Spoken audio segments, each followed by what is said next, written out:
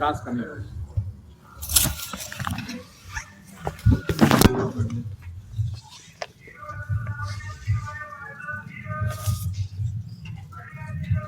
बीच में कहीं कहानी तो सबके आपने भी पढ़ी होगी।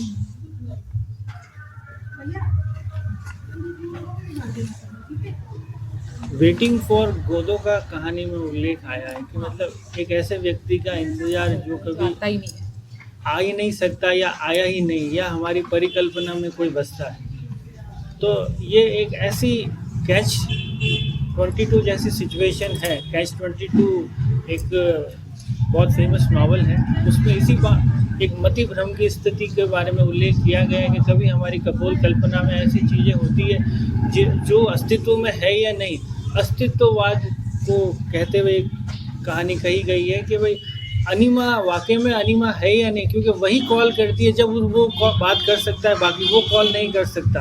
तो कई बार ये भ्रम की स्थिति पैदा करती है। एक मिस्ट्री है, मिस्टिसिज्म है इस पूरी कहानी में कि वाकई में एक युवती है या नहीं, या उसकी कपोल कल्पना में एक युवती एग्जिस्ट कर रही है जो युवक चैपल के बाहर बैठा एक बेंच पर प्रतीक्षारत है एक महिला के लिए। तो ये कहानी तो वेटिंग फॉर गोदो में भी इसी प्रकार होता है। 5 पात्र हैं, एस्ट्रेजन, व्लादिमीर, लकी, पूजो और बॉय। और एक एक ट्री है जो पूरी बिल्कुल रूखा सूखा ट्री है, उसके पास एस्ट्रेजन और व्लादिमीर बैठ के संवाद कर रहे हैं। यार तुम्हारा जूता नहीं उतर रहा, जूते उतारने को लेकर बात हो रही है। मतलब उनके पास दुनिया जहान का खाली समय है। तो वो लेखक कहना चाहता है वेटिंग फॉर गोदो के माध्यम से, और ये वेटिंग फॉर गोदो फादर के जीवन में भी जुड़ रहा है और उस युवक के जीवन में भी जुड़ रहा है जो किसी की इंतजार में है, और वो इंतजार एक इतना लंबा इन्फानाइट इंतजार है जो पूरा नहीं हो रहा है, और उसको उस स्पेस को भरने की रह कर इस कहानी में अलग अलग रूपों से और अलग अलग चीज़ों के माध्यम से कोशिश की गई है।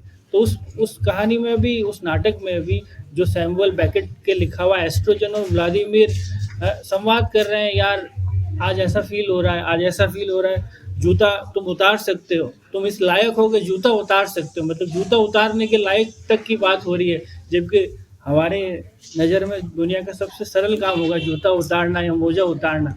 मतलब वो है कि एक तरह से आप उसको बेतुकापन भी कह सकते हो, या इसके भीतरी अर्थों में जब हम बाद में आएंगे कि उद्देश्यहीनता, उद्देश्य परकता, या इस जीवन का कोई मकसद है या नहीं है। जो एक कहानी में बात आई है कि उदासीपन और खालीपन, मेरे 2 भाई बहन हैं।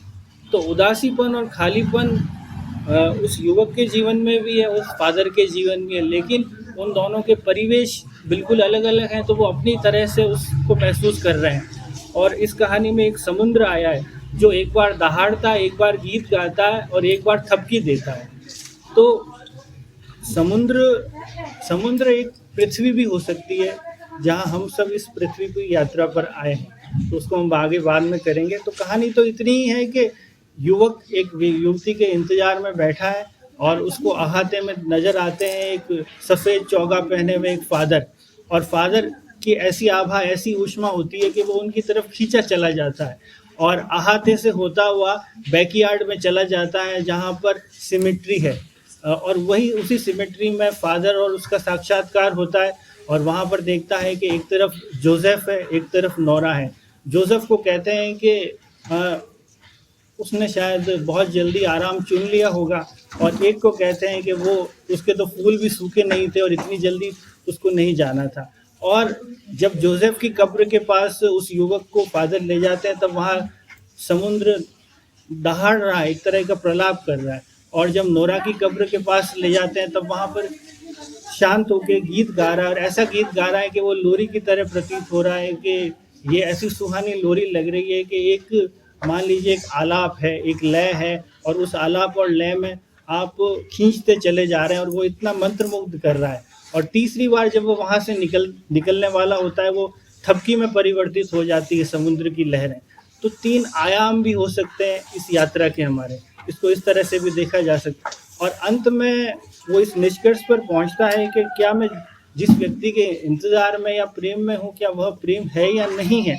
कई सारे चीज़ों को अनुत्तरित छोड़ दिया जाता है, तो कहानी में यही है कि उदासी और एकाकीपन को कहने, जीने, भोगने की यात्रा हम सब की किस तरह हो सकती है, लेखक ने युवक के माध्यम से और फादर के माध्यम से दो मनस्थितियां, दो परिस्थितियों को बताने की कोशिश की। ये कहानी है।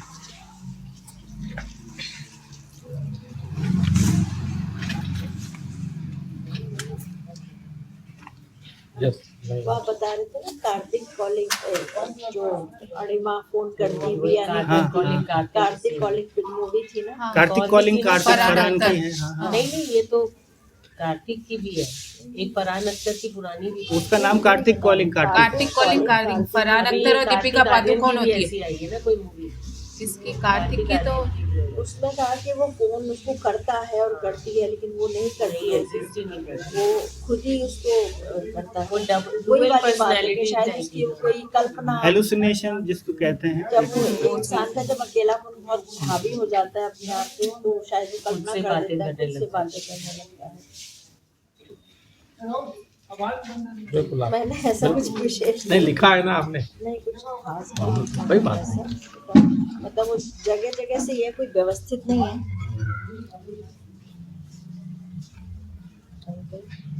वही हाँ, कि लेखक के किसी स्वयं के साथ गुजरे अनुभव से प्रेरित है, मुझे ऐसा लगता है। अपने किसी अनुभव को उन्होंने अपने शब्दों में खूबसूरती के साथ ढाला है। इस कहानी में कथा पक्ष तो शायद है ही नहीं, कहानी पक्ष तो शायद कम है, या यूँ कहूँ तो कथा पक्ष गौण सा ही है। हर शहर में कुछ ऐसी जगह अवश्य होती हैं जहाँ कोई नहीं जाता। अद्भुत पुराने चर्च, सिमिट्रियाँ, सुनसान सिमिट्रियाँ, कब्र पर फूल चढ़ाता हुआ पात्र, इन सबको अलग तरह से देखना, महसूस करना एक लेखक की परिकल्पना हो सकती है। हाँ, एक बात मन में अवश्य आई कि शायद हर कहानी मनोरंजन का नाम नहीं, यानी हर किताब केवल मनोरंजन दे, वो जरूरी नहीं है। कहानीकार ने कलात्मक सौंदर्य के साथ आज के युग की कहानी लिखी है। बस बहुत कुछ नहीं लिखा मैंने। कहानी लेखक के अवचेतन या चेतन में घटने वाली घटना का भी नाम हो सकती है। कहानी मुझे थोड़ा अवसाद की ओर ले गई, मुझे ऐसा लगा उसमें थोड़ा अवसाद है। एक व्यक्ति अनजाने में भटकते हुए ऐसी जगह पहुंच जाता है जहां वो एक नए अनुभवों से दो चार होता है। मन और देह के एक अनोखे संबंध के बारे में वो जानता है। इस कहानी में संसार की नश्वरता पर कभी उसे एहसास होता है कि जीवन क्षणभंगुर है। बस ऐसा विशेष कुछ नहीं लिखा मैंने। वो अपन बात करेंगे तो बात लिखी। जैसे बीच में कहीं ये जो प्रकरण लिया, मुझे लगता है पहले जो उनके मन में एक उत्साह होता है एक जीवन को लेके, और फिर वो जब सिमेट्री में जाते हैं तो वो इस प्रकरण को शायद ऑथर ने ऐसे लिया हम बीच में कहाँ है, जीवन और मृत्यु के बीच में। तो इस तरह की मनोस्थिति, और एक चीज़ प्रतीक्षा भी बताया, जो स्टार्ट में वो वेट कर रहा है, उसको गुस्सा आता है, तो ये एक प्रतीक्षा तो बहुत बड़ा अपराध है। किसी का वेट करना मतलब हम इंतज़ार नहीं कर पाते, लेकिन उसका इंतज़ार जब वो फादर आते हैं और कैसे निकलता है, और जब उनकी वो सारी चीज़ें देखता है हकीकत में, तो ये है। और यहाँ इस कहानी में एक जगह ये भी है, कई बार हम अपने आप में इतना अपन बिजी होते हैं, खुद को नहीं पहचान पाते। कई बार अकेले रहने से मन की बहुत सारी चीज़ें जब हम विचार करते हैं तो वो सामने आ जाती है। और यहाँ पे जो लास्ट में ये चीज़ बताई है, हाँ हो सकता है उसका हेल्यूशन, ये एक उन्होंने मन से ही कुछ सोच लिया हो कि फ़ोन किया अणिमा ने, लेकिन ये था कि जब वो एक चीज़ देखता है कि मौत है, वो जो अपनी डेथ का इंतज़ार कर रहे हैं कि मेरी नौरा चली गई, मेरा जोसेफ चला गया, एक उनका पॉइंट ऑफ व्यू था। एक तरफ इनको था अणिमा से मिलने का इंतज़ार, वो शुरू में उत्साह एकदम धीरे धीरे ख़त्म हुआ, उनकी मनोस्थिति ये सारी चीज़ें देखकर बदल गई। यहाँ प्रकृति, नेचर को भी बहुत सारी चीज़ें, नेचर भी अपने आप में बहुत सारे हिंट दे रहा है, जैसे समुंदर, नारियल के पेड़ बता रहे हैं, वो सूखा हुआ वो झाड़ पूरा, उसमें से गुजरते हुए रास्ते, ये सारी चीज़ें। एक तरफ वो जो इंसान खुद ग्रेव्स की देखभाल जो उनके फैमिली वाले कर रहे हैं, बाकी सारी ग्रेव्स जो थी वो सब एकदम ऐसे खंडर की तरह हो गई, उनको कोई देखभाल नहीं कर रहा है। और वो दो जो उनका हस्बैंड, नौरा के हस्बैंड और जोसेफ के फादर, वो अपने बच्चों की, मतलब यहाँ ये भी बताया कि इन सब चीज़ों की भी हमारी जो हेरिटेज होती है या हमारी इमारतें होती है, उनकी भी सब चीज़ों की ज़रूरत होती है। हम लोग उसकी ध्यान रखें उस ओर कि अगर वो डेथ में चले गए। उसने जैसे इस युवक ने यहाँ क्वेश्चन भी किया कि जो फर्स्ट क्रिश्चियन था वो भी, उसकी भी यहाँ कहीं ग्रेव होगी कहीं ना कहीं, लेकिन अब वो इतनी सूख गई है तो हम मिट्टी के बने हुए मिट्टी में चले जाते हैं। तो क्यों नहीं लोग इन सब की देखभाल भी सही से क्यों नहीं करते हैं। और मनोस्थिति यही है कि आपको अपना डिसीजन स्वयं लेना ही पड़ता है कि आपको क्या करना है लाइफ में।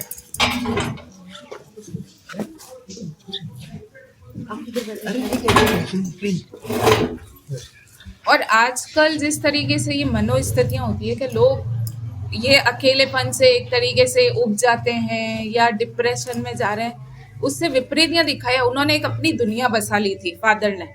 उस आस में ही मेरी डेथ मेरी मौत आएगी और अपनी जगह भी फिक्स कर ली। और उन्होंने जब ये लाइफ का ये सारा देखा उनकी वाइफ के वो दुख में, लेकिन वो दुख में भी अपनी लाइफ को अपने बेटे और वाइफ की ग्रेव के पास, भले ही उनका दुख था लेकिन उनके फेस पे चमक, और आज भी उनके साथ वो उनका जो वर्कर था वो साथ में रह रहा था, वो सब एक पॉजिटिविटी भी दिखा रही है। वो सरवाइव तो कर ही रहे, वो ये नहीं है कि सुसाइड कर लिया उन्होंने, हाँ ये बात जरूर की उन्होंने, लेकिन उनको एक आस थी मेरे साथ ये है इसीलिए। और ये मनोस्थिति में ऐसा होता है कि वो युवक कहता है आज जब मेरी मनोस्थिति सही नहीं है तो मैं अणिमा से ना मिलूं फिर कभी किसी और जगह, क्योंकि वो जिस तरह का उसमें बताते हैं वो जो चैपल है वो चर्च पूरा खंडर हो गया है, वो सारी एक अकेलापन और ऐसी जगह पे जो भी उनका वो फील बताया अरुणिमा और उस युवक का कि एक जो प्रेमी प्रेमिका है या जो भी है वो लोग, उनके लिए वो मिलने के लिए वो सही जगह नहीं होती है। इस तरह के बीच में हम कैसे मिल सकते हैं जहाँ एक उदासी, एक ग्रेव से पीछे सिमेट्रीज बनी हुई है। तो यही चीज़ बताया है कि मनोस्थितियाँ बदलती रहती है, हम जिस माहौल में एनवायरनमेंट जो वातावरण हमारे पास है उसके अनुसार वो हमारे ऊपर बहुत हावी होता है हमारी मनोस्थिति पे। वो आता तो उत्साह से लेकिन उसका उत्साह धीरे धीरे वो सारी चीज़ें देखकर खत्म हो जाता है। तो वातावरण का प्रभाव बहुत होता है मनोस्थिति में, ये मुझे लगा। और बीच में कहीं मुझे लगता है जिंदगी और मौत के बीच में कहीं कुछ है, ये इस तरह से ये प्रकरण सेलेक्ट किया होगा। आप बताएं। मैंने तो लिखा ही जो भी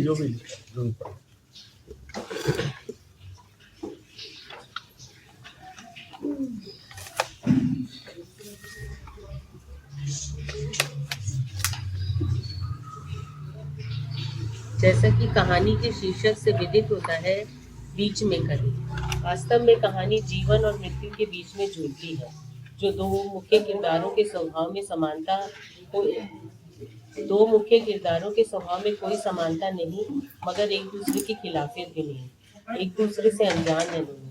मगर लेखक उन्हें इतना करीब लिया था कि एक पात्र तो अपनी मन की सारी स्थिति भी साझा करने में नहीं हिचकिचाता, मगर दूसरा अपने आने का कारण भी ना जाने क्यों स्पष्ट नहीं बता पाता। दोनों की उम्र में एक पीढ़ी का अंतर है। कहानी में सिर्फ उन पात्रों के नाम इंगित किए गए हैं जो वहाँ मौजूद ही नहीं। एक तीमारदार पिंटो जरूर है जो जीवित भी है और उसका कोई नाम भी है। कहानी का एक किरदार अपनी जिंदगी की शुरुआत के लिए वहाँ है तो दूसरा अपने अंतिम क्षणों के इंतजार में दिन गुजार रहे हैं। मौत के करीब होते हुए भी मरने का दर्द तो कहीं किसी अपने के पास होने का दर्द, फिर भी कल को जीने की उत्सुकता और इंतजार। एक जवान लड़का चैपल, जो जिसे चर्च के नाम से संबोधित किया गया है, में एक लड़की से मिलने आता है। लड़की फोन पर अपनी देर से न आने की विवशता बताती है। अब वो वहाँ इतनी देर रुकना भी नहीं चाह रहा और मिले बिना जाना भी नहीं चाह रहा। इसी पशुपक्ष में उसकी मुलाकात एक ऐसे बुजुर्ग से होती है जो शायद वहाँ के कभी पादरी रहे होंगे। उनके चेहरे का तेज, उनकी भारी आवाज़ मगर ठहरी और अनुभवी आवाज़ का आकर्षण उस लड़के को उनकी तरफ खींचता चला जाता है। दोनों एक दूसरे की भाषा समझने में असमर्थ। वो पादरी दिखने वाले या वास्तव में पूर्व पादरी उसे एक कब्रिस्तान में ले जाते हैं जो वहीं पास में था। अनायास ही वो लड़का उनकी हर बात मानता चला जा रहा है, जबकि ऐसी जगह कोई सहजता से नहीं जाना चाहेगा। मगर ना जाने क्यों वो उन बुजुर्ग की किस बात से प्रभावित है, शायद उनकी उम्र कहा नहीं जा सकता। कब्रिस्तान में जहाँ सब कब्र पर कचरा है वहाँ मात्र 3 कब्र साफ सुथरी हैं, जिसे वो बुजुर्ग रोज़ खुद साफ करते हैं। उनके उस लड़के को अपने बेटे की कब्र तक ले जाते हैं जो मात्र 28 वर्ष की आयु में इस दुनिया को छोड़ गया था। फिर अपनी पत्नी की कब्र दिखाते हैं जो उन्हें अकेला कर दे। सहसा वो उसे एक तीसरी कब्र दिखाते हैं जो उन्होंने अपने लिए तय की हुई थी, अपनी पत्नी के बिल्कुल पास। लड़का स्तब्ध सा खड़ा उसे देखता रहता है, उन्हें देखता रहता है। फिर वो बुजुर्ग उसे अपने पास घर ले जाकर चाय पानी पिलाते हैं। लड़के के ये पूछने पर कि वो यहाँ किसे अपना मानते हैं, जवाब में वो पिंटो को अपना कहते हैं, जबकि उससे कोई खून का या दोस्ती का रिश्ता नहीं। वे कहते हैं कि रूहानी रिश्ते खून के रिश्ते से ऊपर होते हैं और जो आपके पास एक वक्त में साथ है, आपके पास ऐसे वक्त में साथ है, वही आपका अपना है। वो इस बात से इनकार भी नहीं करते कि पिंटो की मृत्यु उनसे पहले होना संभव है। यहाँ सब अस्त व्यस्त है। बहुत लोग चैरिटी के तौर पर भी ये जगह संभालना चाहते हैं, मगर ऐसा ये बुजुर्ग इसलिए नहीं करने देते क्योंकि आखिरी बार इस जगह को उनकी पत्नी और बेटे ने संवारा था। शायद उसमें उन्हें उन दोनों का स्पर्श, उनकी खुशबू, उनकी मेहनत और उनके रंग महसूस होते हैं। उन्हें लगता है नई लिपि पुरानी यादों को धूमिल ना करे। उनकी बातों में ठहराव को देख लड़का जैसे निशब्द है। 2 बार पूछे जाने पर भी वह उन्हें अपने आने का कारण, आने की सही वजह नहीं बता पाता। वो सोचता है कि एक तरफ वो इंसान है जो खुशी खुशी बिना किसी फिक्र के, बिना किसी डर के रोज़ मृत्यु की शैया को इस कदर सजाता है जैसे कोई किसी नवागत के स्वागत की तैयारी करता है, और एक तरफ मैं जो किसी से मुलाकात ना होने पर बेचैन हुआ जा रहा हूँ। कैसे सच कह दूँ कि मैं किसी के इंतज़ार में छटपटा रहा हूँ। वो लड़का मन ही मन उनकी रिस्पेक्ट करने लग जाता है। ना जाने ये कैसा आकर्षण था। लड़का अब उस लड़की से मिलने को जरा भी उत्साहित नहीं था। कहानी का बेहद आकर्षित करने वाला हिस्सा है प्रकृति, जिसकी संरचना में लेखक ने कहीं कसर नहीं छोड़ी। पक्षियों की चहचहाट, लंबे ऊंचे ऊंचे पेड़, कभी ज्वार तो कभी भाटा के रूप में समंदर, यानी कभी चीखना, कभी दर्द भरी डरावनी आवाज़ें करता समुद्र, तो कभी शांत मीठी सी लोरी सुनाता समुद्र, कभी संध्या को निशा से मिलने की खूबसूरत बेला, तो कभी उग्र, कभी एकदम शांत स्वभाव वाला इंसान। जी हाँ, इंसान भी तो प्रकृति की ही देन है। यही किसी आर्किटेक्ट के नाम की सराहना करने में भी लेखक ने कोताही नहीं है। मानवता से जुड़ी ये कहानी हमें संदेश देती है कि हालात चाहे जो हो, धीरज और सब्र से ऊपर कुछ भी नहीं। सबको सब कुछ नहीं मिलता। आपके हिस्से की खुशी आपसे कोई नहीं छीन सकता, और ना ही आपके गमों में हरदम आपका कोई हिस्सेदार, कोई हमदर्द होता। कहानी साफ, सुंदर और सरल शब्दों में व्यक्त की गई है। हर पात्र की अपनी जगह और अपनी इम्पोर्टेंस है। अच्छा है, बात सही कहा आपने। सारे बिंदु लिए। सारे बिंदु ले लिए। सही। मैंने लिख के लाई हूँ आपको। कोई बात नहीं, बोल रही नहीं मैं बाद में बोल दूँगी। आप लिख के लाए, पहले आप बोल दीजिए। कहानी जो बीच में कहीं है, इसको हम 2 तरह की प्रतीक्षा है। एक पात्र तो अपने प्रेम की प्रतीक्षा में है, और दूसरा पात्र जो इसका मुख्य पात्र है वो एक मृत्यु की प्रतीक्षा में है। 2 तरह की प्रतीक्षाओं के बीच में वो है। ये जो ऐसे भी कह सकते हैं कि एक जीवन की प्रतीक्षा है और एक तरफ मृत्यु की प्रतीक्षा है।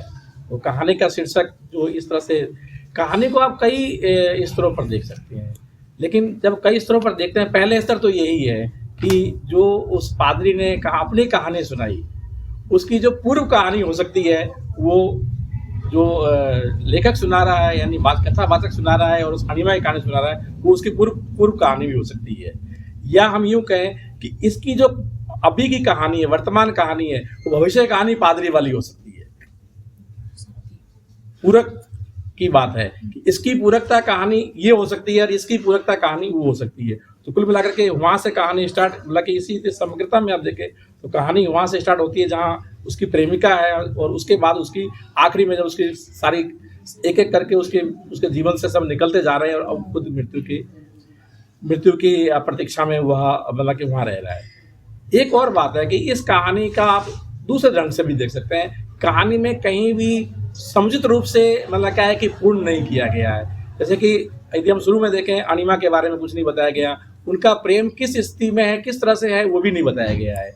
इवन जब हम इधर देखते हैं पादरी को देखते हैं और उसकी जोसेफ जो बेटे की मृत्यु होती है, उसकी पत्नी नोरा की मृत्यु होती है, जोसेफ की क्या करता था, कैसे मृत्यु हुई, वो उसके बारे में भी कोई जानकारी हमें नहीं मिलती है ना। तो हम कह सकते हैं कि बिल्कुल कहानी यदि इस रूप में देखें तो कहानी बहुत सतही तौर पर चलती है, क्योंकि उसकी कहीं भी उस बारे में विस्तार से इस कहानी में नहीं बताया गया है। केवल इतना ही सूचना मात्र दी गई है कि भाई ये चीज़ें हुई है।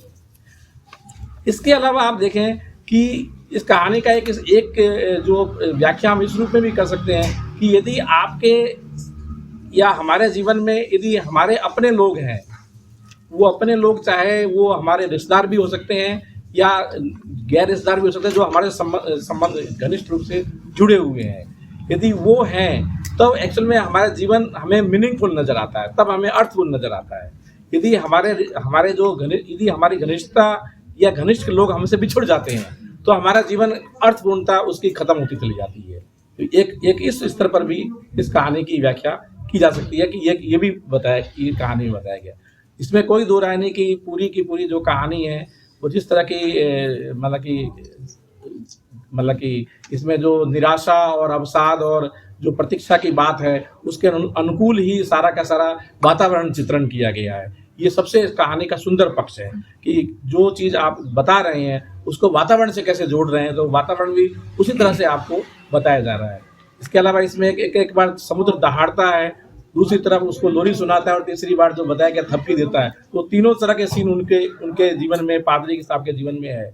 दहाड़ने वाली बात है जोसेफ की मृत्यु, जो उसके मन में सबसे बड़ी, इससे बड़ी दुखद और हृदय विदारक घटना क्या हो सकती है किसी भी व्यक्ति के लिए, उसका जवान पुत्र की मृत्यु हो जाए, है ना। और लोरी सुनाने का यह है कि उसकी नोरा की जो याद है, कहीं ना कहीं जो है उसकी याद उनका जीवन इसी तरह से रहा होगा जैसा कि मतलब कि जो शुरू में जो पात्र बता रहा है, अनिमा का इंतजार कर रहा है, उसकी प्रतीक्षा है और वो उसको पता है कि भाई वो 2 घंटे बाद आएगी, उसको प्रतीक्षा करना है और फ़ोन भी नहीं करना है उसको, क्योंकि बंदिश है कि फ़ोन तो वो ही करेगी, उसकी तरफ से ही फ़ोन होगा। और आप देखें कि यहाँ भी उसको जो चीज़ें हैं वो अपनी बात वो नोरा को नहीं कह सकता है। अब जा करके पादरी अपनी बात नोरा को नहीं कह सकता है, वो उससे जो छनकर के पुरानी अतीत की स्मृति आती है उसी में जी रहा है वो।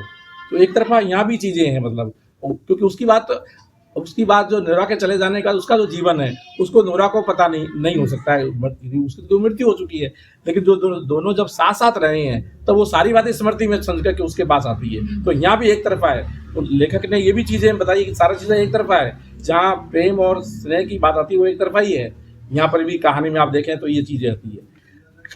तो कितने स्तरों से व्याख्या करने के बाद हम ये देखते हैं कि एक्चुअल में कहानी जो है ना ये अस्पष्टता के घेरे में है, लेकिन अस्पष्टता के घेरे में ये कहानी ये प्रेम की, प्रतीक्षा की से ज़्यादा इस बात की है कि जीवन का मीनिंग क्या है।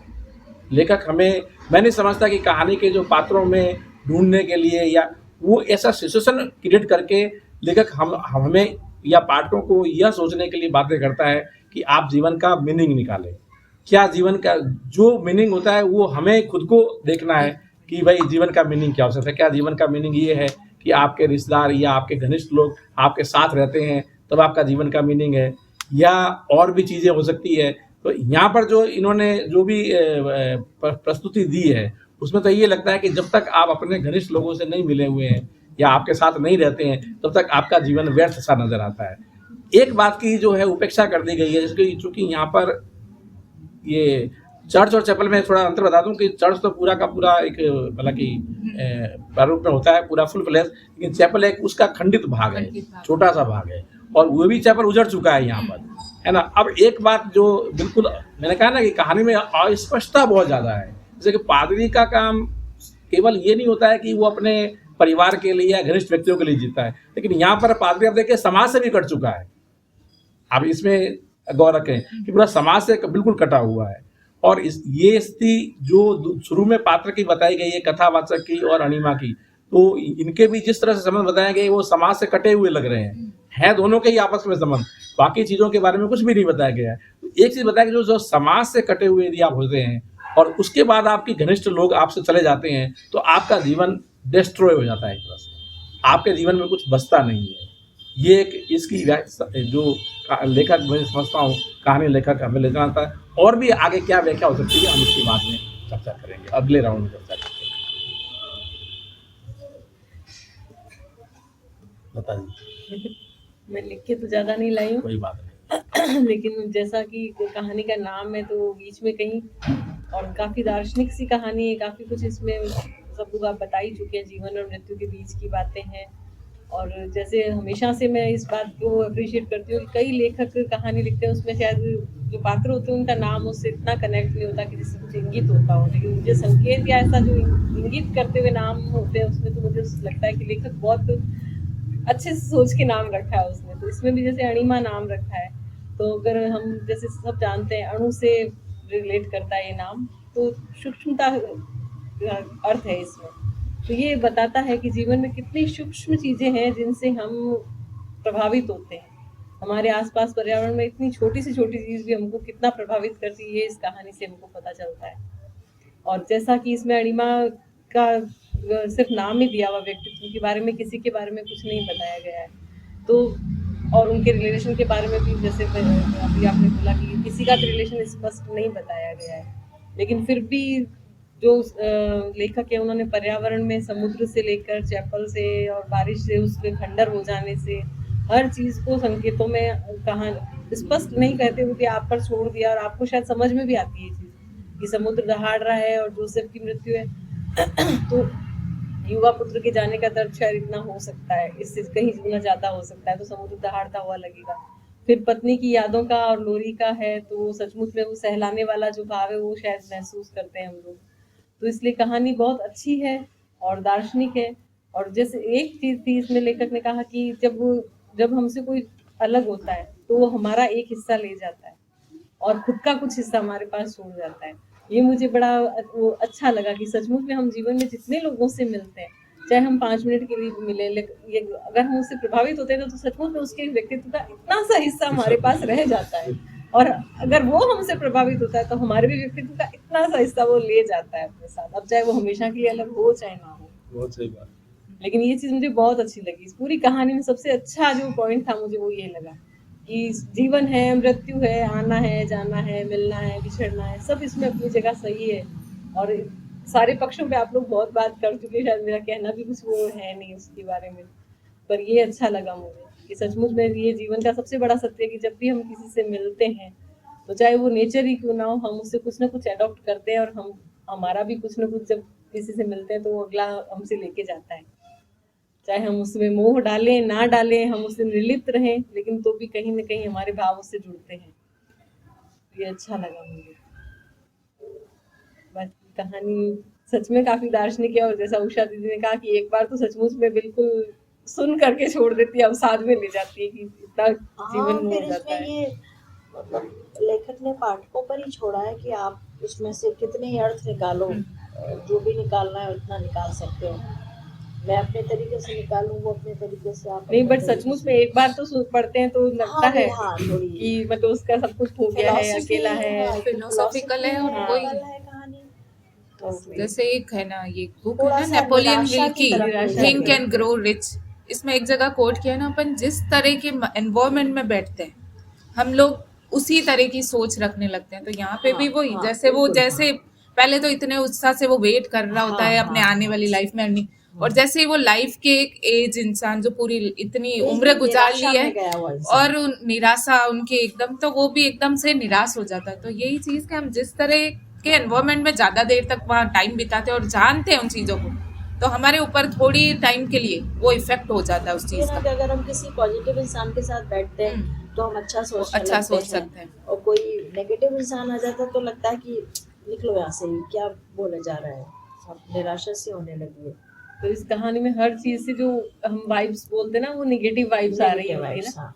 इसीलिए, क्योंकि जो फादर से मिलते तो फादर की भी जो कहानी है वो सारी दुखद है, सब कुछ हो चुका है उनसे, और उस वो जो खुद बैठा है वहाँ इंतजार कर रहा है, उससे भी वो मिलने आई नहीं है, तो वहाँ पे भी कई बार निगेटिविटी ये ही भी है। लगता है क्योंकि हर कहानी में ना कुछ मनोरंजन होता है, इसमें कुछ मनोरंजन नहीं है। नहीं, नेगेटिव वाइब्स नहीं है, नेगेटिव जीवन से वाइब्स नहीं है, जीवन का साक्षात्कार बना है। करवाती है। हाँ। नेगेटिव अवसाद वाइब्स में भी उन्होंने कहा कैसी मनोस्थितियां आ सकती है। निगेटिव वाइब्स मीन्स कि जैसे और हम ये भी उदास है होते हैं कि पढ़ के। जैसे मैं आपको जैसे- छोटा सा उदाहरण देता हूँ जैसे कोई हाँ। हाँ, बोलो।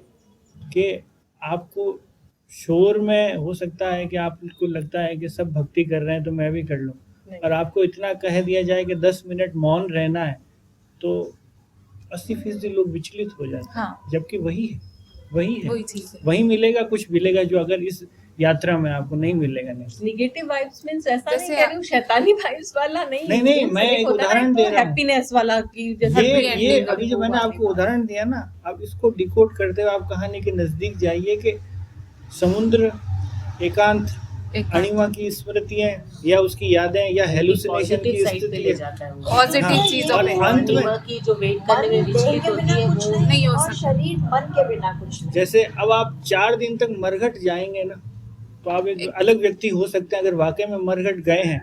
और कई बार देखा मैंने मरघट में भी लोग फोन पे बात कर रहे हैं, गुटखा खा रहे हैं। मैं जब कभी मरघट गया हूँ तो मैं वहाँ कोशिश की है कि मैं आधा घंटा वहाँ ईमानदार रहूं। यही यात्रा है हमारी सबकी। शमशानों का जैसे वैराग्य आज के यही टाइम में क्या है ना, शमशानों लोग का साइकेट्रिस्ट के वैराग्य पास बोलते हैं इतना ना। जा रहे हैं, शमशानों मेरी का प्रिय डिप्रेशन, जगह है एंजाइटी, मरघट। और उन्हें सजेस्ट भी ये करते हैं आप हिंदी में जो है ऐसे मशानों का शांत वैराग्य। एनवायरनमेंट में जाओ, तो लोग हिल स्टेशन जाते हैं। जब वहाँ से जैसे आप तो मैंने ये एक ये वही ऑथर की बात है, बुक चाहे पढ़ी थी, मरघट अजय कह की दीजिए, नहीं है। कब्रिस्तान कह दीजिए, तो या हाँ जीवन में कुछ नहीं है, हम क्यों भाग रहे हैं? हाँ आधे घंटे तक हमारे मन में ये विचार रहते हैं, आधे घंटे में आके फिर हम फिर अपनी वैसे ही हो भौतिकता जाते में हैं। लग तो जाते कुल हैं। मिला के कहानी स्थूल से सूक्ष्म की तरफ ही ले जा रही ले है। जा ये रही मैंने है, सबसे हाँ। पहले आपको यही बोला था कि उसकी जो कहानी का आप भी बताइए, फिर हम देखिए देखिए इसके मेरे को ये लगा कहानी आप सब लोग बोल ही चुके हैं सब नहीं कुछ। नहीं, पर आपको पर जो मेरे को जो लगा वो ये इसमें कि एक अनुभव है, अनुभव एक है। कहानी हाँ। नहीं है, एक अनुभव है। अनुभव है। तो अनुभव में 2 पात्र हैं, कहानी के सजीव पात्र जो हैं 2 हैं, एक नायक है और एक 2 पात्र हैं। तो वो दोनों अपने अपने हिसाब से अपनी अपनी दुनिया उन्होंने रची हुई है। दोनों के लिए एक दुनिया, वो जवान है, उनकी स्मृतियाँ जवान हैं, वो प्रेम है उनके उसमें, और नित्य है, निरंतरता है, तो उस तरह से हैं। उन पादरी जो हैं उनके जीवन में शिथिलता है, और जो पुरानी स्मृतियाँ हैं सब कुछ खो चुके हैं। हो चुके हैं, तो वो उस तरह से अपनी दुनिया उन्होंने अपने इर्द गिर्द एक उस तरह से बांधी हुई है। तो हम सभी लोग, मैं देखता हूँ कि अपने जीवन काल में ऐसी स्मृतियाँ और ऐसे अनुबंध अपने बांध लेते हैं कि जिनके चारों तरफ से हम निकलना नहीं चाहते और निकलने भी नहीं पाते हैं। तो जिस प्रकार से क्या है कि हम लोग सोचते हैं कि हमारी दुनिया इतनी है, एक सीमित दायरे को अपनी दुनिया समझते हैं। जब भी उससे कभी बाहर जाना हो तो बड़ा विचलन होता है जीवन में। तो उस समय कुछ अच्छाइयाँ भी आती हैं, कुछ बुराइयाँ भी आती हैं। तो अगर अच्छाइयों की तरफ आदमी जाना चाहे और जाए, मनोस्थिति ऐसी हो कि जाए, तो उसको एक नया आकाश मिलता है। और यदि छुप जाए या उस तरह का मतलब उसका उस दुनिया में चला जाए, तो फिर वो एक संकुचित दायरे में रह जाता है। तो उसी तरह से उन्होंने इन दोनों पात्रों का अपने बड़ा सजीव चित्रण किया है। यह है अनुभव, ये कहानी आपको वहाँ ले जाती है, वस्तुतः वहाँ ले जाती है कि आपको लगता है कि जैसे मैं वहीं पहुँचा हूँ। तो अनुभव बहुत अच्छा है इस हाँ, कहानी लगा में, कि इसमें मैं वहाँ पहुँचा। कोई हाँ। डाउट, कोई शक मैं नहीं वहाँ। है। ये अनुभव ऐसा बहुत अच्छा है, तो लगता है जैसे आप वहीं पहुँचे हैं। अब मेरा कहना यह है कि जैसे हमारे शास्त्रों में भी है कि भाई आदमी को स्थित प्रज्ञ होना चाहिए, ना जीवन में दुख में दुखी, ना सुख में सुखी। सुख में हर कोई सुखी होता है, लेकिन अधिक सुखी नहीं होना चाहिए। निर्लिप्त भाव। जी, निर्लिप्त भाव से रहे, और दुख में बहुत ज़्यादा दुखी नहीं होना चाहिए। तो पर ऐसा हो एक्चुअल नहीं में ऐसा पाता। हो नहीं पाता। इसको अपने में ढालने के लिए बहुत साधना करनी साधना की जरूरत, तपस्या की जरूरत है। तो वो जो कि एक आम इंसान नहीं कर पाता है। तो उस नायक को भी विचलन हो रहा है। जब वो वहाँ पहुँचा तो विचलित हो गया, विक्षिप्त सी अवस्था में हो गया कि उसको सब कुछ अजीब लगा कि मैं यहाँ कहाँ गया हूँ, मैं फंस गया हूँ, मैं यहाँ से जाऊँ जल्दी से। लेकिन वो उनके मुँहपाश में ऐसा बंध गया कि वहाँ से जा भी नहीं पा रहा है। तो वो स्थितियाँ ऐसी कई बार आ जाती हैं कि आदमी ना चाहते हुए भी वो सब करता है जो उसे नहीं करना होता है। मन नहीं चाहता कि मैं करूँ, फिर भी करना पड़ता है। और फिर बाद में धीरे धीरे शनै शनै वो आदमी उस स्थिति से वाक़फ़ियत हो जाती है उसकी, तो फिर वो उस स्थिति को अपने अनुरूप ढाल लेता है और उसमें खुद ढल जाता है। जैसे इस कहानी में कहा गया है कि लास्ट में वो कहता है कि अब मुझे अनिमा से मिलने की ज़रूरत भी नहीं रही और वो चाहता भी नहीं है उससे मिलने, तो वो वापस आ जाता है। तो ये है, इस तरह से मुझे लगता है कि आदमी को स्थिति प्रज्ञता का या तो उसे फिर बोध भी का ज्ञान हो गया। स्थिति प्रज्ञता ये का भी आदमी जीवन को है। अनुभव करके और उसकी साधना करनी चाहिए ताकि दुख से और सुख से वो परे रहे।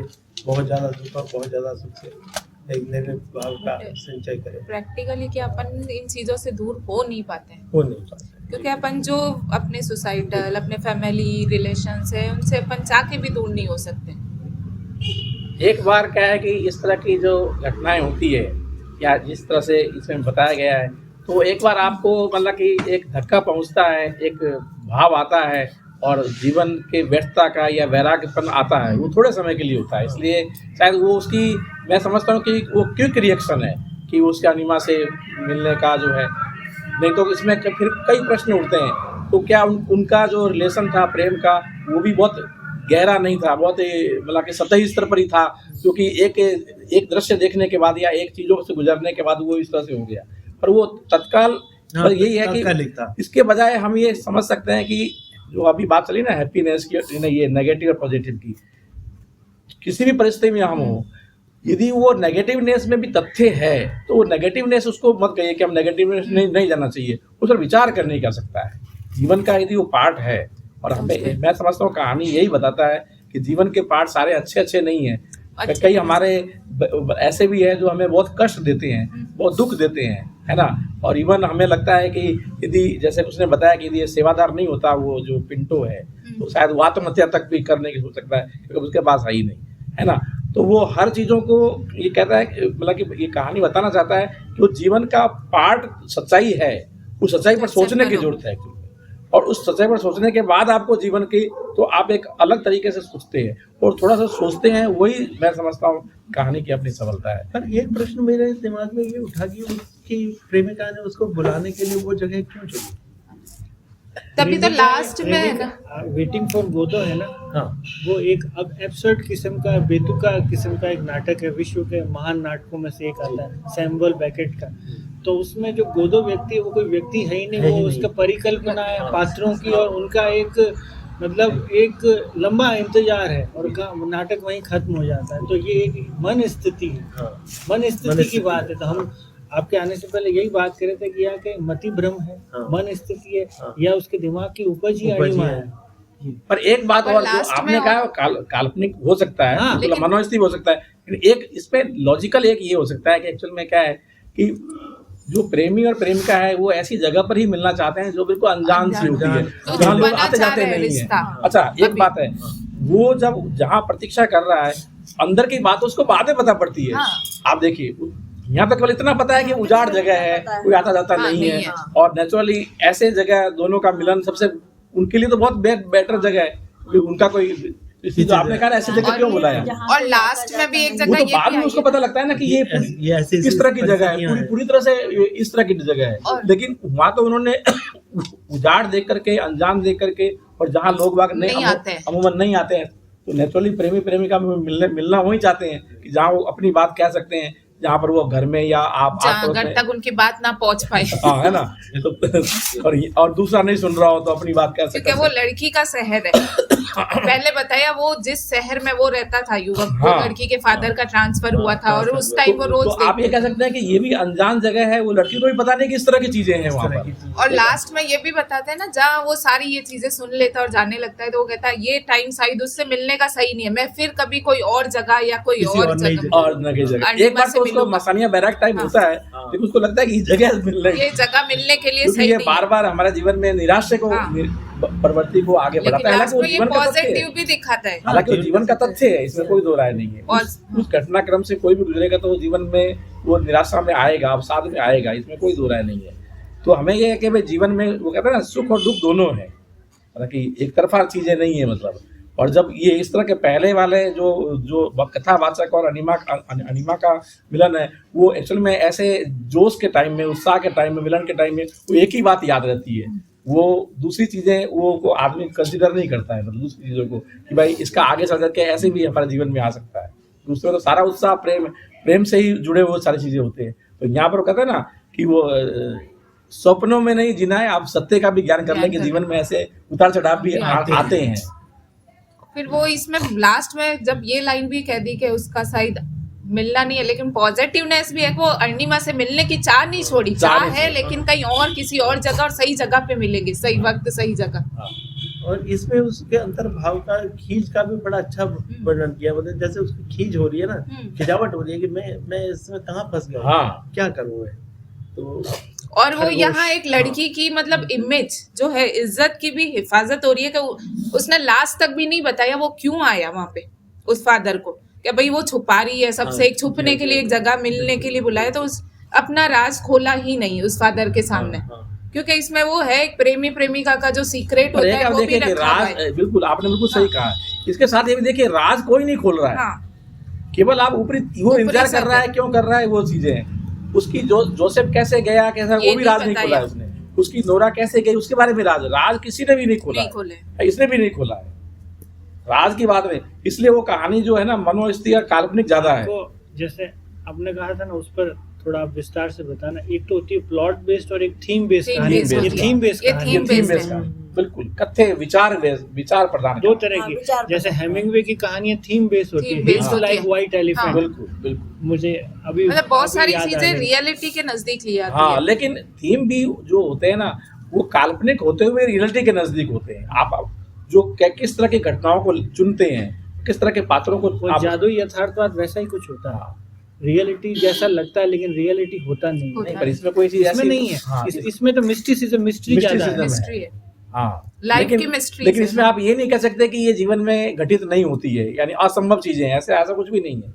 सारी चीजें सब दिखाया ना, एज ग्रुप भी दिखा दिया है। हाँ। एक यंग, और फिर उस एज जाते जाते वो एक अकेला जो रह गया है, वो फैमिली का एज वाले बंदे। सब कुछ पाने से पहले और सब कुछ होने के बाद की दोनों सिचुएशन को एकदम आराम से दिखा दिया है। और ये भी हमें पूरा क्लियर नहीं है फादर ने कितना खोया। वाइफ की डेथ हुई, आना है जो तो जाना ही है, लाइफ का ये है। लेकिन इन्होंने बस एक चीज बताई, हाँ, बेटा कम उम्र में चला गया, वो दुख है। वाइफ भी ज्यादा उम्र में नहीं गई है, वो भी कम उम्र में गई है। 40 साल में, 20 साल से इंतजार कर रहा है। और बताया है, हाँ, 20 साल उन्होंने तारीख लिखी है 53 से, लेकिन फिर भी वो 90 ऐसा अपनी डेथ का इंतजार कर रहा है। यहाँ ये नहीं बताया, तो वाइफ भी बहुत जल्दी गई है उसकी। 28 साल का। पर इन सब की डेथ होने के बाद में भी जो दुनिया में सरवाइव करने का नाम है, वो कर रहा है अभी तक सरवाइव। और सर्वाइव का भरोसा भी वो सेवादार पर है, कोई व्यक्ति है उसके साथ। मतलब यही लाइफ है, हम एक दूसरे पे डिपेंड तो रहते ही है। हाँ, साहचर्य नहीं इस चीज के लिए कि पिंटो भी चला जा सकता है, प्राणी है वो सामाजिक, ये था, लेकिन वो गया नहीं, वो यही रह गया। पर यही ना, यहाँ होप बताई है कि किसी ना किसी में तो आशा है ही है। अगर पिंटो नहीं आप एक तो होप रखो। आत्महत्या कर चुका होता है। यानी मनुष्य एक सामाजिक, यानी उसका जीवन लगता है कि अब डिस्ट्रॉय कर दो अपने आप। लेकिन फिर भी वो इस बात के लिए भी रेडी है कि पिंटो की भी इस कहानी में एक बात आई, बाकी सब बातें तो हम कर ही रहे। गॉथिक आर्किटेक्चर, हाँ, और गॉथिक स्टाइल, थोड़ा उसके बारे में बता देता हूँ मैं। हाँ बिल्कुल, हाँ, क्योंकि महत्वपूर्ण है और कहानी से जुड़ा हुआ है। गॉथिक आर्किटेक्चर विश्व में पुनर्जागरण जब हुआ था यूरोप में मध्यकाल में 12वीं से 16वीं शताब्दी के बीच, उससे पहले क्या हुआ कि जो जर्मन नोमैड थे, आदिवासी थे या नोमैड लोग थे, उन्होंने रोमन साम्राज्य को नेस्तो नाबूद और उसका विनाश करने के लिए बहुत आक्रमण किए थे। तो वो जो खंडित चीज़ें हुई थी उस समय, उस बहुत सी खंडित चीज़ों को गोथिक के रूप में परिभाषित करने लगेगा। जो खंडित हो गई है, अर्ध विकसित हो गई है। और उसके बाद एक अलग तरह के एक आर्किटेक्चर फॉर्म ने जन्म लिया रेनेसां के पीरियड में, पुनर्जागरण के पीरियड में। उसमें क्या होता था कि इमारतें ऐसी नुकीली और लंबी लंबी बनाई जाती थी जिनका औघड़ या इस तरह से लगेगा कि अटपटा सा शेप है। तो उसमें पैलेस भी होते थे, चैपल भी होते थे, चर्च भी होते थे, लंबे लंबे तिकोने। आप देखिए कि स्काई स्क्रैपर्स जिसको हम कहते हैं, कि ऊपर जाते हैं लेकिन ऊपर से नीचे देखते हैं तब उसकी भव्यता को देख कर डर भी लगता है। ऐसा लगता है कि यार सांस हलक से निकल ना जाए मेरी। तो ये जो गॉथिक आर्किटेक्चर और गॉथिक, वो यही कहा है कि वो नुकीली नोक पर हम सब जी रहे हैं और ऊंचाई पर जाने पर ये नश्वर जीवन की कभी भी क्षणभंगुर हमारा जीवन है खत्म हो सकता है। तो ये एक इंगित करने की कोशिश की। और एक और बात, गोथिक हमारे जीवन में पुनः प्रवेश कैसे हुआ, इटालियन लेखकों ने इस तरह की कहानियाँ लिखने शुरू की। उसके बाद इन कहानियों को लिखने वाले गोथिक लिटरेचर भी कहने लगे। इसमें 3 तरह के लोग प्रमुख हुए, एक चार्लोट ब्रोनेट और एक एडगर एलन पो और एक शैली। इन्होंने इसकी शुरुआत की, जिसमें थोड़ा मिस्ट्री होती है, थोड़ी ग्लूम होती है, थोड़ा चमकीलापन होता है, थोड़ा रहस्यवाद होता है, थोड़ा हॉरर होता है। इस तरह की चीज़ों को लिखने में वो दक्षता हासिल की। तो इस तरह की लेखन शैली को जनक भी कह सकते हैं। ये थोड़ा सा इसके गॉथिक के स्टाइल का परिचय है। इस कहानी में एक चीज़ आप और देखिए कि जो कथावाचक है और अनिमा का है, इनका जीवन या इनके मतलब कि जो हम देखें तो इनको अपना जीवन मीनिंगफुल लगता है ना।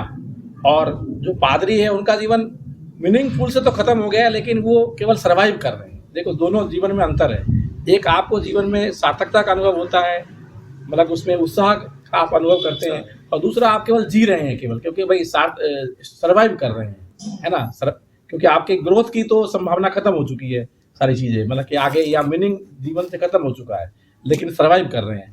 तो यहाँ पर एक मीनिंगफुल जीवन और सर्वाइव करता हुआ जीवन, 2 तरह के जीवन को बताया गया है। आप देख लेते हैं ये मीनिंगफुल जीवन है और सर्वाइव। तो एक हो सकता है कि इसकी एक व्याख्या ये भी हो कि जब तक आपका जीवन मीनिंगफुल है तब तक जीना बहुत बढ़िया होता है। और वो जो पिछले रविवार जो हमने फिल्म पर बात की ना, everything everywhere all at once, हाँ, जो उसका पति है वो जीवन जीना चाहता है मैसेंजर ऑफ गॉड की तरह, और वो उदास है, तलाक देना चाहती है, और वो उसको जीवन के बारे में बताता है। आपने फिल्म नहीं देखी, कहीं ना कहीं जो हमने कहा था कि वो पृथ्वी के इस ब्रह्मांड की धुरी पर पृथ्वी बीच में है, अर्थ पृथ्वी, और हम एक दूसरे को मारने के इतने ललायत हैं, क्या हम एक दूसरे को थोड़ा सा स्थान नहीं दे सकते हैं? और एक दूसरे की संभाव से, सहभागिता से ये वैतरणी पार की जा सकती है। कहीं ना कहीं सूत्र वाक्य मिलते हैं, हालांकि पूरी तरह सेम नहीं है, लेकिन मैं हाँ। इन दोनों में अंतर करते हुए एक बात पर ध्यान दिलाना चाहता हूँ आपको, जो मैं कहानी समझा हूँ मैं लोग, कि जहाँ मीनिंगफुल जीवन वही होता है जहाँ प्रेम होता है। बाकी सारे आपके घनिष्ठ हो सकते हैं, वो सर्वाइव ही करते हैं आप उसके भरोसे, मीनिंगफुल जीवन हुआ नहीं होता है। तो एक दृष्टि से पूरी कहानी में भली वो उद्देश्य भी जरूरी है। नहीं, उद्देश्य प्रेम अपने आप में मतलब उद्देश्यपूर्ण होता है। प्रेम अपने आपको मतलब कि जीवन का उत्साह फादर में भी है, तभी तो वो उनके ग्रेव से भी दूर नहीं हुए, और एक नेचर के पास ही नहीं, अपनी लेकिन वो दुनिया सर्वाइव बचा भी ली। कर रहे हैं। प्रेम का मतलब यहाँ पर वो मतलब वहाँ सर्वाइव वाला मामला है। प्रेम तो है, लेकिन वो प्रेम की स्मृति में है, प्रेम है नहीं वहाँ पर, खत्म हो चुका उनका सर्वाइव। लेकिन यहाँ पर सर्वाइवल है केवल, और सर्वाइवल के लिए भी तो उन्होंने नेचर को अपना लिया। हाँ, तो यहाँ सर्वाइवल है केवल, क्योंकि यहाँ उसकी मीनिंगफुल जीवन है उसका। तो एक मैं समझता हूँ इसका अर्थ ये भी निकल, जो मैं अभी तुरंत मेरे दिमाग में कौंधा है कि जो प्रेम में आप होते हैं वो जीवन बड़ा मीनिंगफुल होता है, और वो जब खत्म हो जाता है, आपका प्रेम में आप नहीं है, तो ठीक है आपके घनिष्ठ लोग हो सकते हैं, लेकिन वो केवल सर्वाइविंग होती है आपकी, केवल आप सर्वाइव करते हैं, जीते हैं, लेकिन आपका जीवन का अर्थ खत्म हो चुका होता है। प्रेम किसी से भी हो सकता है, जरूरी हाँ, नहीं वो व्यक्ति के ये फिर व्याख्या आपकी देश से भी हो सकता है, है, वो जो भी है। काम लेकिन होता यहाँ है, पर जो किसी भी प्रेम चीज़ से बताया तो- दो के बीच में ही बताया है। यहाँ की जो प्रेम है वो 2 के बीच में ही है, और नेचर भी 2 के बीच की बात करते ही है। बाकी आप और कोई व्याख्या और तरह से व्याख्या कर सकते हैं, वो मना नहीं कर रहा हूँ। ये तुरंत मेरे दिमाग में एक ये बातें इतनी चली, तो मेरे को प्लॉट और थीम पर आप कुछ इन लोगों को कुछ बताना चाहेंगे? नहीं, मैंने तो एक बात बताया कि इस कहानी में, ये कहानी चूँकि अब इसमें अपूर्णता बहुत ज़्यादा है, अस्पष्टता बहुत ज़्यादा है, इसलिए कहानी भले घटना प्रधान हो के विचार प्रधान है और कथ्य पर आधारित है, तो नेचुरली लेखक हमें उन पात्रों में और उस पर वो केवल एक सिचुएशन सिचुएशन स्थिति करके बीच में कहीं अटका हुआ। और अंतिम में जो मैंने बोला है, मुझे तो ये ज़्यादा ठीक लग रहा है, अपनी व्याख्या, अपनी की व्याख्या, कि आप जब एक प्रेम में होते हैं तो जीवन मीनिंगफुल है, आप प्रेम में नहीं होते हैं और दूसरे लोगों के साथ में हैं, तो नेचुरली आप सर्वाइव करते हैं, सर्वाइव करना भी चाहते हैं आप, लेकिन आपका जीवन मीनिंगफुल जो लेस है वो धीरे धीरे समाप्त हो जाता है। मतलब एक मिस्टिक थीम पे हाँ, कह सकते हैं, जो मेरे को लगता है वो मैंने बताया है।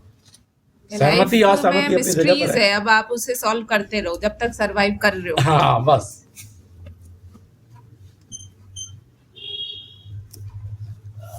और आप कोई दर्शन के माध्यम से कोई चीज कहना चाहेंगे जो इस कहानी से संबंध रखते हुए हो, थोड़ी हो ना भी हो? देखिए, जो मुझे लगा वो मैं आपको कह रहा था कि निरंतरता और शिथिलता, दो दो पार्ट हैं इसके। तो शिथिलता जो है मनुष्य में उम्र के साथ साथ, जैसे उम्र के पड़ाव पे शिथिलता आती जाती है।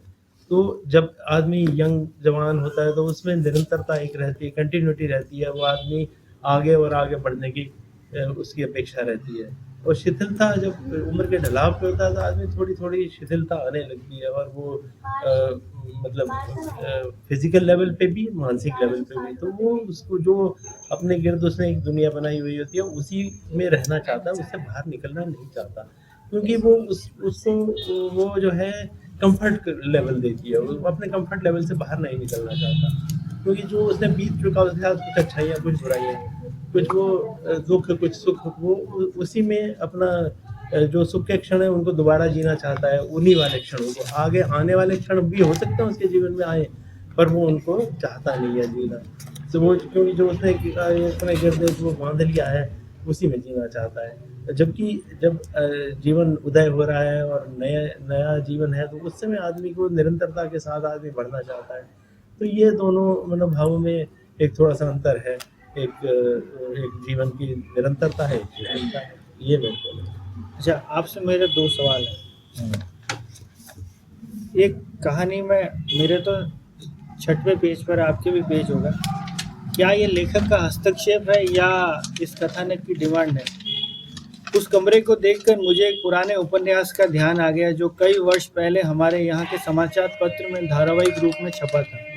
उस उपन्यास का नायक भी अकेलेपन से लड़ता हुआ लोगों से दूर जंगल के फॉरेस्ट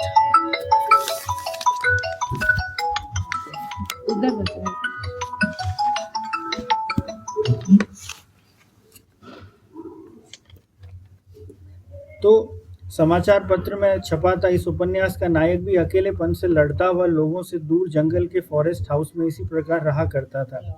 पर हो सकता है ये मेरी कल्पना मात्र, मैं उनके बारे में जानता ही कितना था। महज आधे घंटे की मुलाकात ही आप किसी के बारे में कोई निश्चित राय नहीं बना सकते। लगातार किताबें पढ़ते रहने के कारण हम प्राय चरित्रों को अपने आसपास तलाश करते हैं। एक पढ़ने वाला व्यक्ति होता है ना, उसके भय, उसकी जिज्ञासा है, उसका इंतजार का तरीका अलग होता है। ये लेखक की हस्तक्षेप है या वाकई में इस किरदार की डिमांड? नहीं, लेखक का हस्तक्षेप आप नहीं इसको कहेंगे, इसलिए मैं पूछ रहा हूँ। जिस तरह की कहानी इन्होंने रची है, हाँ। है ना, उसके उस कहानी को आगे बढ़ाते हुए वो भी मिस्टिक है। हाँ। अब व्याख्या भी अपूर्ण है। हाँ। जैसे कि अपने को केवल उतना ही बताया है कि उपन्यास का नायक अकेलेपन से लड़ता हुआ, उपन्यास किन परिस्थितियों में अकेलेपन से लड़ रहा है, अपने को उनको इसकी जानकारी उन्होंने नहीं दी है, वरना हमें पता है। केवल इतना पता है कि अकेलेपन से लड़ रहा है फॉरेस्ट में जाकर, अनजान जाकर, और लगभग यही पोजीशन उसकी भी है, लगभग यही पोजीशन उसकी भी है, पादरी की भी यही पोजीशन। नहीं, मैं वो बात नहीं कह रहा। तो कौन सी बात कह रहे हैं आप? एक सामान्य व्यक्ति का इंतजार करता होता है। हाँ। एक आम फहम व्यक्ति, हाँ। एक बौद्धिक या पाठक होता है, उसकी सोच दृष्टि अलग होती है, उसके एक्शन अलग होते हैं, उस पर मैं बात कर रहा हूँ। जो व्यक्ति है, अगर वो पढ़ने वाला है, धारावाहिक रूप में उसने कोई चीज पढ़ी थी उसकी स्मृति में, तो वो इज रीडर। तो रीडर के एक्शन अलग होंगे सामान्य व्यक्ति की अपेक्षा जीवन में हर जगह। नहीं, वो तो क्या ये लेखक का हस्तक्षेप है या आपको अगर वो लेखक का हस्तक्षेप है तो पूरे एक्शन बहुत जगह बदल जाएंगे? नहीं, मुझे लगता है कि उसने इस कहानी को आगे बढ़ाने के लिए 4 लाइनों का उल्लेख किया। वो जब उनसे चाय पीने के लिए उस घर में बैठते हैं ना, तब ये थॉट उसके मन में अगर आता मैं है ना। इस पैराग्राफ को इस यहाँ से हटा दूं तो कहानी के मर्म में ज्यादा अंतर नहीं है। हाँ, लेकिन ये उस मर्म को और भी ज्यादा उस करता है। तब क्या लेखक घुसा है क्या? ये पूछना, आपसे पूछ रहा हूँ, रीथिंक करके बताइएगा आराम से। देखिए, कहा ये मुझे पर चल रहा है, कथावाचक है, कथावाचक वो शुरू में वो अणिमा से कौन प्यार कर रहा है, कथावाचक मैं ही है। क्योंकि ये यहाँ पुराने उपन्यास की जगह कह देता कि मैं उन स्थानों पे गया था और मेरी स्मृतियों में ऐसी चीजें दर्ज थी, तो मैं मानता कि एक आम फहम व्यक्ति मेरी सोच जो कह रही है, ठीक है, हाँ, मेरे ऑब्जर्वेशन। पर मेरा भी है कि भाई इन्होंने कहानी को बढ़ाने के लिए कहा है। हो सकता है कि वो आप कहते हो कि इस तरह से कहना, अब लेखक को किस तरह से कहना चाहिए तो हम लेखक को गाइड नहीं कर सकते। सही कह रहे हो, मुझे लगता है मतलब ये मेरे ये पर्टिकुलरली जो उन्होंने लिखा है, ये पैराग्राफ ये मुझे लगता है कि वो अपना अनुभव कह रहे हैं, ये लेखक का अनुभव है। हाँ, पात्र का नहीं, ये मेरा, मुझे ऐसा लग रहा है। हाँ, मतलब मैं पढ़ता हूँ, मैं ये जानता हूँ, वो लेखक आ गया, पात्र नहीं, पात्र थोड़ा इस पैराग्राफ में। वो कमरे को देख करके वो ऐसी कल्पना करता है, थॉट करता है ना, वो थॉट करता है। जंगल के हाँ, तो अंदर मुझे तो होता है। हस्तक्षेप नहीं लग रहा है ऐसा। मुझे तो नहीं, उसका तो अगर वो पढ़ता है, कुछ चीज जानता है, तो उसके रेफरेंस जगह जगह पे आएंगे, यही नहीं आएंगे। ओनिमा के इंतजार में भी इसने कहा है उस कमरे को देख करके, आप देखिए उसने हाँ, बकायदा उस कमरे को स्पेसिफिक specific किया है। स्पेसिफिक कमरे कर को दिया देख ना, करके उसको याद आता है। क्या उसने कभी कुछ पढ़ा था। हाँ। और एक रीडर कई बार अपने कैरेक्टर्स के साथ जीता है, वो जीता है। तो सोचता मैं है इस पर। यही तो प्रश्न कर रहा हूँ। नहीं, पर ये यहाँ पर जो उसने कमरे को देख करके उसको याद आया है, बाकी तो चीजें क्या जो वो इतनी देर तक तो वो उनके साथ चल रहा था, उन्होंने अपनी सिमेट्रीज बताई, फिर हाँ, एकदम से उस मेरा ये कमरे में सवाल जाके आप समझिए कि नहीं, मैं ये सवाल ये कर रहा हूँ कि आप एक पेंटर हैं या रीडर हैं, तो आपके एकांत के पल या किसी के लिए इंतजार करने के पल आम लोगों से भिन्न होंगे, जो हाँ, बिल्कुल ड्राई भिन्न होता होंगे, है। हाँ। ये बात उठा रहा हूँ। हाँ, तो हाँ। क्या ये प्रश्न है मेरे जिज्ञासा का। मैं आपसे सहमत हूँ। जहाँ तक मैं तो समझ पाया हूँ इतना ही है, हाँ। इससे ज्यादा इसका महत्व नहीं। आप हाँ, अपनी वो- दृष्टि से वो तो औरों फिर को चाहेंगे रीजन अपनी हो- दृष्टि से देखें तो एक- वो भिन्न होगा बिल्कुल। रीडर तो फिर वो किसी भी चीज का वेट कर सकता है कहीं पर भी अपना। इसलिए मैं पूछ रहा हूँ तो ये ऐसा है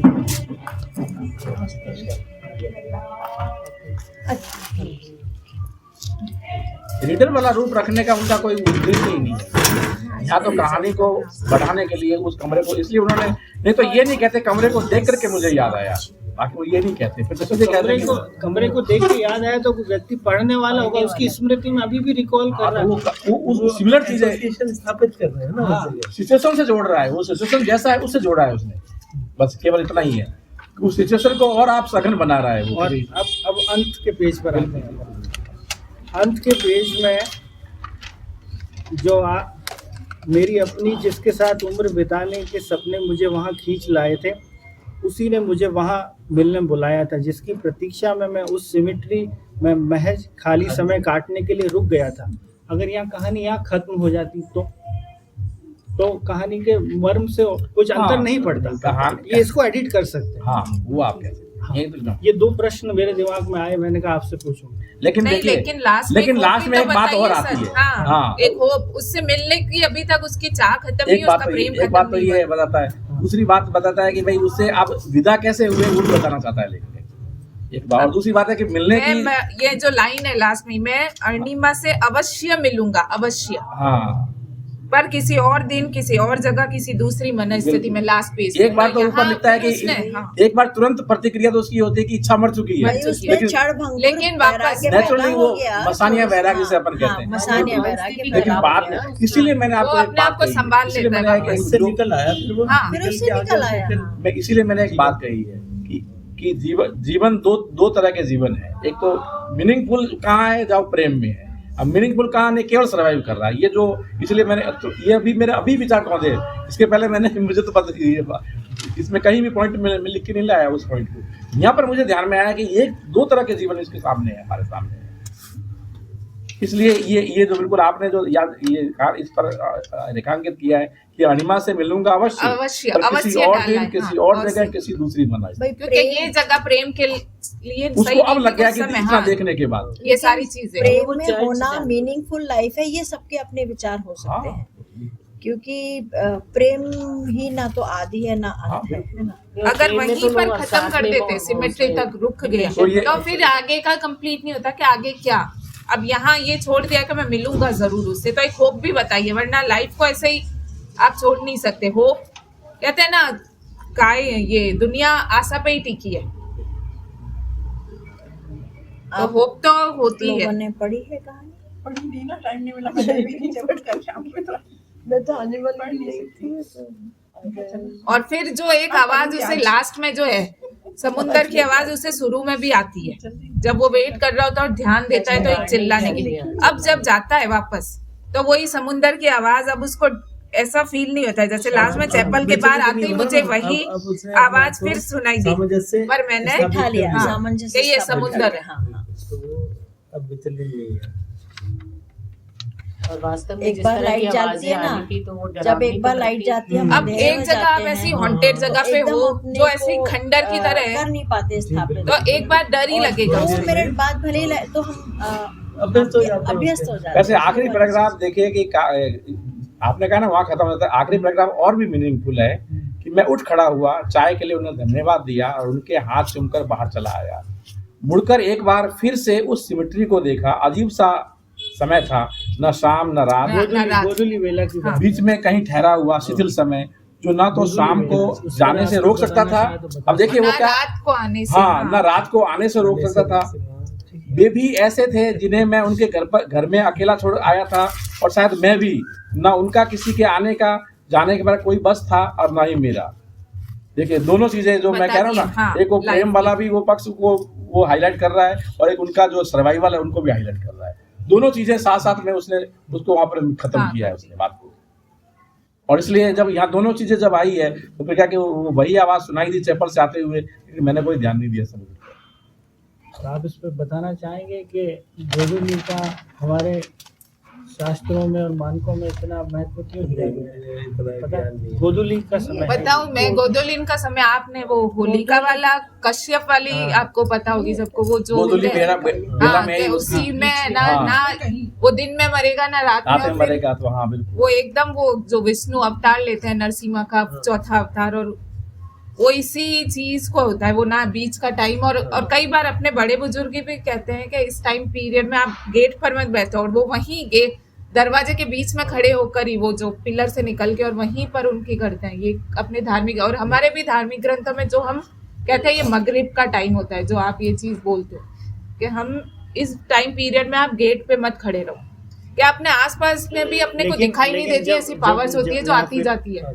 जब कहानी होप पे खत्म हुई है, तो फिर जब आपने कहा कि मगरिब या गोधूली वेला को ठीक नहीं माना गया, तो फिर तो कहानी अंदर होप ठीक नहीं, ये टाइम ऐसा होता है गेट पे मत खड़े रहो। हाँ। ये वो तो ये तो एक काफी अच्छी किदवंती हो वेला सकती हाँ, है। किदवंती। गोधूली वेला तो अच्छी किदवंती मानते हो हैं। सकती है। अच्छा जब मानते हैं लौटा इसको, हुआ इंसान क्योंकि जब ये सारे दिन घर से काम करके जाता है तो सब लौट के अपने घर को आते हैं। हाँ, तो ये best अच्छा वेला दिन होता है, ये वो टाइम तो पीरियड हाँ, अच्छा वो होता है। एक वेला तो सुनी बहुत सुनाई अच्छी बात वेला हो होती सकती है, किदवंती हो सकती है ये बात। हाँ। साक्षात इसको हमारे तो अच्छा इसके मानते बजाय हैं। मैं समझता हूँ कि इसका जो इंटरप्रिटेशन है वो हो सकता है ना, अच्छा मानते गोधूली हाँ, गोधूली हमारे वेला में का भी तो अच्छा अलग मामला मानते हैं है, गोधूली वो एक वेला अलग है चीज ये है। नो डाउट, पर इसका जो इंटरप्रिटेशन वो ग्रे एरिया को लेके जा रहा साक्षात है। ईश्वर मैं इसलिए खुद पूछ आ रहा और हाँ। ग्रे एरिया से वापस हाँ। आ रहा है ये पॉजिटिव की तरफ वो से। रेस्टोर हो रहा है, लेकिन वो ग्रे एरिया को लेके जा रहा है। वो अब उसकी स्थिति वैसे नहीं है, बिल्कुल वो नहीं है कि सब कुछ समाप्त हो गया और उसे अब मिलने की इच्छा मर चुकी थी, बिल्कुल जो हो चुकी है वो नहीं उससे हुआ, वापस रेस्टोर होता है। हाँ। और जब वापस रेस्टोर होता है तो ग्रे एरिया में आता है नेचुरली, पहले वो ग्रे एरिया में आएगा फिर वापस से मीनिंगफुल एरिया ब्लैक में। और व्हाइट से ग्रे में। हाँ, ये इसलिए ये लेखक का ये मतलब कि लेखक कहानी को मजबूत बना रहा है यहाँ पर, मैं समझता हूँ। ये तो ये वापस कहानी वहाँ खत्म कलर्स की होती तरफ वो तो बढ़ ये आप हटा देंगे तो उसकी जो कहानी की जो सघनता है ना, Crux वो of the लास्ट story। में हाँ। क्लियर हो रहा है पूरा। हाँ वो काफी की तरफ ही ले जा रहा है। और जो हम ये स्टार्ट में लेखक जो ये की चीज मजबूती कर है, रहे ना कमजोरी शायद, नहीं है। जैसे स्टार्ट में अपन ने जो किया उनका हेल्युएशन था कि उन्होंने बात की, तो यहाँ पे ये भी क्लियर कर रहे हैं कि मैं अवश्य मिलूंगा हाँ, कभी और दिन। तो बिल्कुल। यहाँ ये भी नहीं कह सकता कि अणिमा नहीं थी, हाँ, अणिमा है। कोई जरूरी नहीं है, हाँ, हो सकता है उसको किसी और चीज के लिए होप चाहिए हो, अनिमा होना एक होप पर तो होपफुल चाहिए है, होती है। हाँ, होपफुल है। होपफुल है। और सकारात्मक क्या है कि दृष्टिकोण वैसे है लास्ट। शास्त्रों में भी नहीं है, नहीं साधना ना होने की बात तो इसलिए आई ना क्योंकि जब वो फोन करके कह रहा है कि वही फोन कर सकती क्योंकि है, मैं फोन नहीं कर सकता। जैसे अपने ऐसी चीजें बहुत है कि वो फोन ऐसा होगा कि घर के बीच में बड़े, जैसे हम 90s के, और हमने भी नहीं, सीरियल पर ये मोबाइल की बात हो रही, मोबाइल की हाँ, बात हो रही, मोबाइल की, लेकिन हो आज सकता है कि वो घर में इतने अपने घर में रहती हो, क्योंकि अपने को पता ही नहीं है, बहुत सारे रिश्ते साथ में हो, तो हर वक्त वो फोन करके बात करना पॉसिबल नहीं होता है। जॉइंट फैमिली में भी कुछ भी हो हाँ, सकता क्योंकि है। 90s की बात नहीं, मोबाइल के हाँ, युग की बात है। नहीं, मैं ये 2011 की बात है। हाँ, मोबाइल है। तो भाई पर जैसे ये है ना मैं कि वही कह रही वाली बात है। 90s वाले 2011 जमाने में WhatsApp जैसे भी था ना है। कि नहीं, एक फोन मिनट। था। 2011 में व्हाट्सएप हाँ, भी लेकिन था एक- और मैसेज भी था। पर हो सकता है ना स्मार्टफोन का इतना प्रचलन नहीं था। हाँ, ये बता इतना दूं आपको। प्रचलन नहीं था स्मार्टफोन स्मार्टफोन का इतना 2010 में प्रचलन आता है नहीं था। स्मार्टफोन। और वो भी तो भी देखिए, एक बात जो आपने कही है ना, उसकी परिस्थितियों को हम नहीं जानते। परिस्थितियां क्या ये बताया नहीं है ना वो तो आपने। अव्याख्या तो रखा ही है, जानबूझ के अब रखा उसने है। ऐसी जगह तो मिल शैली एब्सर्ड है ना। हाँ, सेली एब्सर्ड है। इस जगह बुलाया है मिलने, तो वो जाहिर सी बात है सबसे छुपा रही है। हर चीज जो ऐसी सुनसान जगह पे उसने मिलने को बुलाई। चर्च हाँ में हो सकता है उसने भी ना देखा हो कि ये यार इतना मिलने खंडित तो चर्च है। बुलाते ऐसे वहीं जहाँ कोई आता जाता है। हाँ, ये तो अपन ने सुना है, लेकिन एक चीज होती है ना, ये जैसे प्रेमी प्रेमिका होते हैं ना, वो अलग से ही, और वो अलग ही जब बात है। तक है ना घर वाले एक्सेप्ट नहीं करेंगे तब तक तो छुप कर ही मिलेंगे वो। उस जमाने में हाँ, किसी लेकिन जमाने में। अभी भी यही है, अगर आपके बहुत रिजिड फैमिली है जो इन चीजों को एक्सेप्ट नहीं और करती आज के ज़माने में society, रिजिड हाँ, फैमिली चाहे मेट्रोपॉलिटन सिटी में भी सब होती में होते है। हैं। रिजिड फैमिली तो वाले वो ज्यादा चीज लव है। मैरिज करते हैं। पर वो चीज वो जब जरूरी तक है। फैमिली को नहीं बतानी, वो छुप के ही मिलते हैं, और छुप के भी ऐसी जगह जहाँ उनको और सोसाइटी का कोई बंदा ना देख ले। हाँ, एटलीस्ट तो हाँ। इतना तो ध्यान ही रखते हैं। छुपाना इसलिए भी पड़ता है ना, रिलेशन सर्टेन नहीं है। हाँ। कल को वो भी बिखर हाँ, जाएगा वो तो भी। एक बार क्या हुआ हम बेइज्जती होगी। कल को क्या है, शाम को ही करते व्हाट्सएप पे नो मोर। रिश्ते कैंसिल।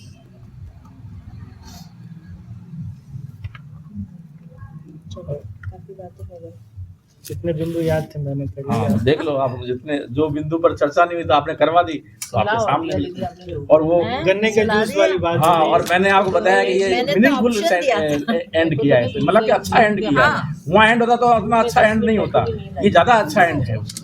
इसको काट देंगे तो कहानी की जो एक वो इंटेंसिटी जो अच्छी में है वो कम हो पढ़ते जाएगी। पढ़ते ये दोनों डाउट है। हाँ, मैं समझता हूँ कि वो एडिटिंग जब भी अपन, नो डाउट मैं ये नहीं कहता हूँ कि कहानी बिल्कुल 100% वो होती है, मतलब कि उसमें कोई कमियां होती नहीं है, होती है बहुत सारी कमियां, लेकिन कुछ चीज़ें ऐसी होती है कि एडिटिंग कितना कर देंगे तो उससे कहानी की सघनता कम हो जाएगी, कहानी का मीनिंग में कमी आ जाएगी, या कहानी को समझने में कम आ जाएगी। तो ये काटने वाली चीज़ें लाइन नहीं है। हाँ भाई, असली चीज तो लेखक ही बता सकता है कि चैपल मतलब चर्च उजड़ा हुआ है, उजड़ा चर्च हुआ में खंडर होता है, सब हो चर्च का गया। हिस्सा उसको। चैपल एक भाग प्रेयर वाली चर्च का एक भाग हिस्सा होता है actually। हाँ, हाँ, बैठते हैं वहाँ भी लोग पूरी बैठते हैं। चर्च तो पूरा एक होता है। जान नहीं होता।